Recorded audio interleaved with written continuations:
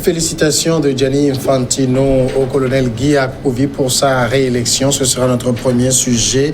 Nous parlerons aussi de la NBA. Une fois n'est pas coutume, on va évoquer l'émotion braillante qui continue d'inonder les parquets de larmes. Et puis on ira en Europe, le mercato d'hiver, les dernières affaires avant la fermeture. C'est avec Michel Samuel Tapa. Bonsoir. Bonsoir Samuel, bonsoir à tous. Le Togo, donc le président de la Fédération internationale de football, Gianni Infantino, a présenté ses félicitations au président du comité exécutif de la Fédération togolaise de football, qui a été réélu pour un second mandat de 4 ans, samedi 25 janvier au Palais des Congrès de Kara. C'est avec grand plaisir que je vous présente aujourd'hui mes félicitations les plus sincères pour votre réélection à la présidence de la Fédération pour un mandat de 4 ans, lit-on dans la lettre et dans son courrier. Monsieur Infantino, après avoir souligné que son élection par acclamation est le signe que les congressistes lui font confiance, lui souhaitent pleine réussite pour les défis en face. Michel, c'est en tout cas par rapport aux félicitations de Infantino à l'endroit du colonel Akpovi, c'est ce qui se fait d'usage simplement. Écoutez, c'est ce qui se fait d'usage. C'est comme un patron qui félicite, si on peut le dire ainsi, son élève pour sa réélection ou bien pour sa réussite à un examen. Mais au-delà de cela, il faut dire que pour Gianni Infantino, Akpovi a été un bon élève parce que durant le premier mandat, 4 ans, il a quand même réussi un certain nombre de choses. Et on se souvient aussi de cette visite de Gianni Infantino à Lomé, où il a été reçu en pompe par le président de la Fédération togolaise de football. Voilà, un bon élève, c'est un bon élève qui peut quand même réserver ces genres d'accueil. Et puis quand vous voyez le programme d'action du colonel Guy Akpovi durant les 4 années passées à la tête de la Fédération togolaise de football, il a pu bénéficier justement du soutien de la FIFA à travers le programme Forward et puis l'avènement du championnat féminin, financé également par la Fédération internationale de football association, sans oublier le football à la base. Et donc pour Gianni Infantino, Guy Akpovi a été à la hauteur pendant ces 4 ans. Voilà, c'est une jubilation pour lui qu'il soit réélu. Voilà, comme il a dit, il faut consolider ses acquis. Et je pense qu'à travers cette félicitation, le président Akpovi peut se dire « J'ai encore le soutien du patron de la FIFA pour les 4 années à venir. » Ça veut simplement dire qu'entre la FTF et la FIFA, le courant passe très bien. Oui, visiblement, ça passe très bien. On a pu lire ça dans les propos déjà du président de la FIFA lors de sa récente visite à Lomé. On le voit d'ailleurs dans tout ce que le président Akpovi dit, dans tout ce qu'il dit, on sent véritablement qu'il a le soutien de la FIFA et donc de Gianni Infantino. Et donc voilà, les 4 ans, comme je l'ai déjà dit, seront placés sous le signe de la confirmation de ce qui a déjà été amorcé. Il ne peut que continuer cela que par la puissance, si on peut le dire, l'aiguillon de la FIFA et de son patron. Est-ce que on peut dire quand même qu'au-delà de la FTF elle-même, c'est aussi une touche Akpovi par rapport, par exemple, à ces chaleureuses félicitations de la FIFA. C'est parce que Akpovi a apporté quand même une touche. Son premier bilan était très bon.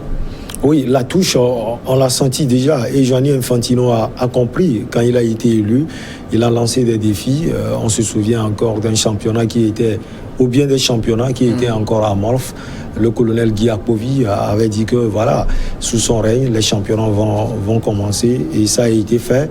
Le football féminin et puis les différents programmes, comme je l'ai dit tout à l'heure, le programme fort de la FIFA, instauré déjà en mai 2016. Le Togo en a bénéficié et en a fait bon usage, si on peut le dire, même si on ne peut pas dire que ça a été tout à fait parfait au niveau de la Fédération togolaise de football. Et donc, Gianni Infantino se dit aujourd'hui, voilà, la touche a marché. Maintenant, quand on parle de cette touche, oui, cette touche a existé parce que forcément, le président Akpovi s'est entouré d'une équipe dynamique qui ont porté véritablement sa touche. Et quand vous voyez les hommes avec qui il travaille aujourd'hui, il y a toujours la touche, même si les têtes ont changé. On sent véritablement que c'est la continuité, même si ce n'est pas forcément avec les mêmes visages. Le congrès du 25 janvier en lui-même, donc c'est une liste Nouvel Élan élue par acclamation. disons-le clairement, et pour le colonel Guy Akovi, on l'avait débattu ici très longtemps, il n'y avait aucun adversaire en face, mais j'allais dire, est-ce que ça n'affaiblit pas un peu l'homme de devoir aller à un congrès? Je ne sais pas s'il y a déjà eu un antécédent pareil dans l'histoire du football togolais. Hein? Non, bon, en tout cas, je ne me souviens pas. Et moi-même, je l'ai dit, pour la démocratie dans les choses, j'avais voulu que quelqu'un puisse s'opposer au colonel Guy Akovi. On a déjà vu, et comme on l'a toujours rappelé, un candidat sérieux qui a surtout la maestria de ce football, qui a été déjà vice-président de la Fédération togolaise de football, qui a déposé sa candidature, mais malheureusement est finalement retiré. Moi, je me dis, je ne sais pas, on connaît aussi le Togo, on ne sait pas s'il y a eu des pressions, on ne sait pas véritablement ce qui s'est passé, mais comme vous l'avez dit, je pense que ça a affaibli l'homme. Même si aujourd'hui on peut dire que l'homme a beaucoup travaillé, ça l'a affaibli parce que ce monsieur serait son candidat sérieux et l'aurait gêné véritablement. On verra le poids réel du colonel Guy Akovi. Malheureusement, voilà, il s'est présenté seul et il a été élu par acclamation. Bon, certes, c'est la confirmation de ce qu'il a déjà fait, mais pour moi, il n'y a pas de la démocratie en la chose du football togolais. Au-delà de tout, ce fut un beau congrès. Oui, un excellent congrès. En tout cas, je n'ai pas été à Kara, mais il y a eu des journalistes et puis des proches qui ont été à Kara. Ça a été un excellent congrès qui a fait déplacer tous les acteurs du football togolais, de Lomé jusqu'à Kara, et ceux qui sont restés là-bas au nord du Togo. Ça a été un accueil aussi réservé par la population de la COSA. Et en bref, ça a été, en somme, j'allais dire, ça a été un grand congrès. Le second sujet, nous allons parler de la NBA. Les larmes ont continué de couler sur les parquets nord-américains mercredi lors de multiples hommages rendus à l'occasion des rencontres NBA à la star disparue des Lakers, Kobe Bryant. À New York, les Nets et leurs fans lui ont rendu hommage dans une vidéo diffusée avant le match contre Détroit et en respectant 8 secondes de silence.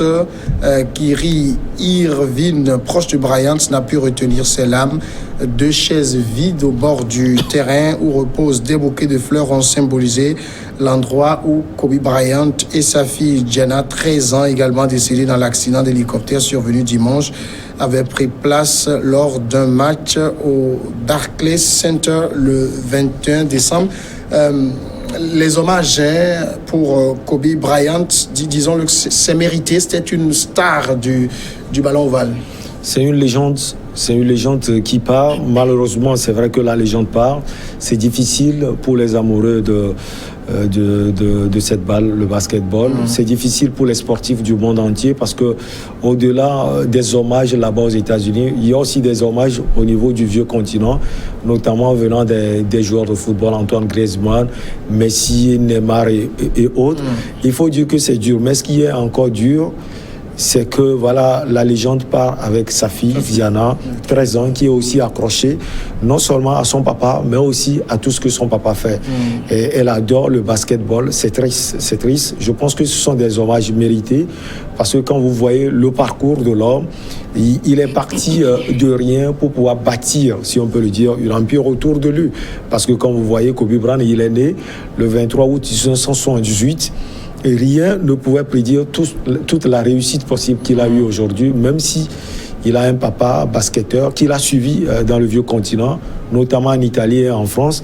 Mais il est revenu vite aux États-Unis d'Amérique, à Philadelphie, pour pouvoir non seulement continuer ses études, mais aussi pratiquer ce sport qu'il adore tant. Et on voit aussi, durant toute sa carrière, que la fidélité qu'il a eue aux Lakers de Los Angeles prouve à suffisance que c'est quelqu'un qui est accroché, qui est toujours fidèle à ce qu'il fait, fidèle aussi à sa famille, même s'il avait quelques soucis de famille parce que accusé de viol par une femme. Finalement, lui et sa femme, Vanessa, se sont réconciliés. Bon, pour moi, Kobe Bryant dépasse l'aspect sportif. Il est partout dans le vieux continent, il a créé des fondations et autres. Voilà pour moi, quand on voit tout ce qu'il a fait sur le parquet, Et tout ce qu'il a apporté au basketball moderne, pour moi, ce sont des hommages mérités. C'est quand même assez rare de voir qu'un joueur de basketball reçoive des hommages de stars d'autres disciplines sportives, notamment du football. Moi, j'ai entendu Neymar qui a parlé de lui avec beaucoup d'émotion, Mbappé, tout ce monde-là. Comment Kobe Bryant a réussi à se faire, j'allais dire, un peu adopté par ces stars d'autres disciplines? C'est vrai qu'il adore le basketball, il pratique ce sport, mais c'est quelqu'un qui n'est pas seulement accroché à ce sport. On l'a vu en déplacement à Barcelone, dans l'angle du FC Barcelone, il est toujours avec les stars comme Messi d'ailleurs, qui est son ami. Il est toujours avec Antoine Griezmann et ces joueurs aussi de football du vieux continent qui se déplacent chaque fois pour aller le voir. On l'a vu avec Thierry Henry, Nicolas Anelka évidemment. Donc c'est quelqu'un qui, on le voit, aime le football, le sport dans son ensemble, j'allais dire. Il n'est pas seulement braqué sur le sport qu'il pratique, mais aussi sur d'autres sports. Et il y a aussi l'aspect social de la légende, Kobe Bryant. Je l'ai dit tout à l'heure, il a formé sa fondation avec sa femme Vanessa. Il est proche de la couche la plus défavorisée. Et d'ailleurs, quand vous suivez les nouvelles, vous verrez véritablement qu'il est parti assister à un match de sa fondation. C'est là où il a trouvé, sur le chemin, il a trouvé la mort. Donc pour moi, c'est quelqu'un qui est accroché au sport dans son ensemble et à la vie associative. En même temps, c'est vrai que l'émotion est très grande, mais moi j'ai l'impression comme si l'émotion noyait aussi un autre sujet. Quelles sont les causes de ce crash d'hélicoptère? Essentiellement, on dit que c'est le mauvais état, si on peut le dire. Il y avait des brouillards, c'est ce qu'on nous avance. Pour le moment, les visibilité, justement, les enquêtes continuent. Pour le moment, on n'a rien dit à ce propos. Mais moi, j'ai vu un peu la vidéo. Apparemment, il y avait manque de visibilité et le pilote a accroché quelque chose et puis l'hélicoptère a retourné sur lui-même à maintes reprises, ce qui a occasionné cela. C'est triste quand vous voyez les images, que des vies se perdent ainsi, à part Kobe Bryant et sa fille Diana, il y a aussi 7 autres personnes. On doit justement penser aussi à elle. Justement, dont on ne parle pas aussi. Il y avait 7 autres personnes dans l'hélicoptère, ce sont aussi des hommes. Oui, ce sont aussi des hommes. J'ai vu aussi une famille. Il y avait un monsieur, sa femme et sa fille qui ne sont plus là, et puis d'autres personnes. C'est souvent comme ça. On l'a vu avec Emiliano Sala lorsqu'il était parti. Il était avec le pilote, mais on parlait plus du footballeur parce que voilà, on était plus dans un cadre sportif et puis il est plus reconnu.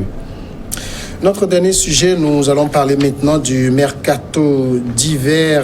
C'est la dernière journée du mercato d'hiver ce vendredi 31 janvier. Il ne reste plus que quelques heures au club européen ce soir à minuit pour boucler leur mercato.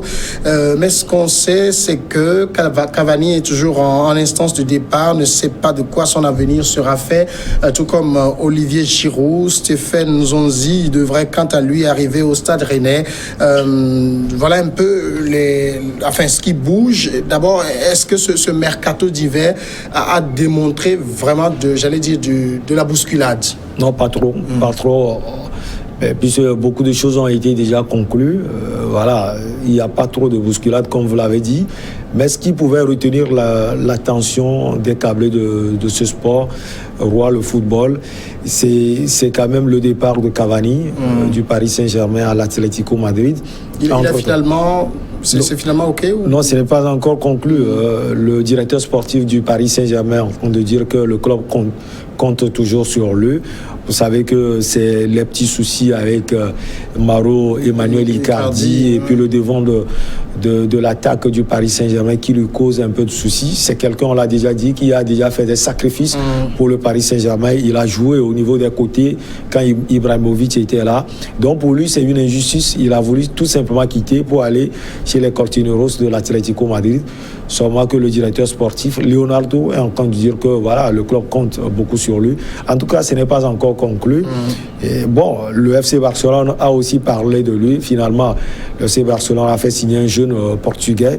Et donc, voilà, pour le moment, ce n'est pas conclu. Et puis, le Paris Saint-Germain réclamait 20 millions, alors que l'Atlético Madrid, qui n'a plus tellement de sous aujourd'hui, proposait entre 10 et 15. C'est visiblement ce qui a fait bloquer pour le moment les négociations. Mais c'est jusqu'à minuit, tout peut se passer. Alors, au-delà de lui, est-ce qu'il y a de grands noms qui sont en instance de partir ou qui veulent partir, mais qui sont obligés de rester? Il y a Olivier Giroud, le Français qui évolue chez les Blues de Chelsea. Il est convoité par la Lazio de Rome, ce n'est pas encore conclu. Convoité aussi par les Nerazzurri de l'Inter de Milan. Et puis, entre-temps, on a parlé aussi de lui à Tottenham. Et donc, pour le moment, rien ne conclu. Mais lui, il a séché les entraînements cet après-midi parce qu'il n'a pas assez de temps de jeu. Lampard ne lui fait pas confiance. Donc, il s'est dit que si je vais en Italie, dans la ville éternelle, à la Lazio ou bien à l'Inter de Milan, je peux avoir le temps de jeu. Voilà, mais il est malheureusement bloqué. Comme je l'ai dit tout à l'heure, on attend jusqu'à minuit pour officialiser. On a vu des transferts qui sont faits à la dernière minute. Il y a aussi Emre Can, l'Allemand, qui évolue à la vieille dame, la Juventus de Turin, qui est parti. Ça, c'est conclu. Il est parti à Dortmund, en Allemagne, et qui va apporter tant de choses au milieu de terrain de Dortmund. Et puis en France, il y a beaucoup de mouvements. Vous avez parlé tout à l'heure de Nzonzi, Steven Nzonzi, le champion du monde, qui va quitter sans doute la Turquie pour atterrir à Rennes. Alors, en même temps, on disait, quand on regardait par exemple un certain nombre de grands clubs comme le Real Madrid et tout, qu'ils ont besoin de renforcer en tout cas certaines parties de leur équipe, mais on ne sent pas d'offres venant de ces clubs-là. Bon, avant de répondre à votre question, il y a aussi Gareth Bale qui devait quitter le Real Madrid pour atterrir chez les Spurs de Tottenham. Finalement, le transfert est bloqué par Zidane qui dit qu'il compte encore sur Bale.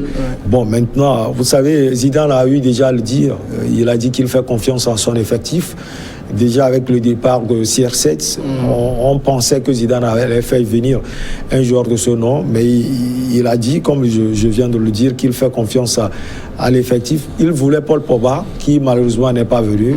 Et donc la priorité aujourd'hui de Zidane reste le jeune Français Mbappé. Mais on verra d'ici les vacances si il va passer du côté du Real Madrid, d'autant plus que lui aussi il dit que voilà, son club de cœur, c'est le Real Madrid. Et puis il y a Carasso, Yannick Ferrara Carasso, qui quitte la Chine pour atterrir dans son club de cœur, l'Atlético Madrid.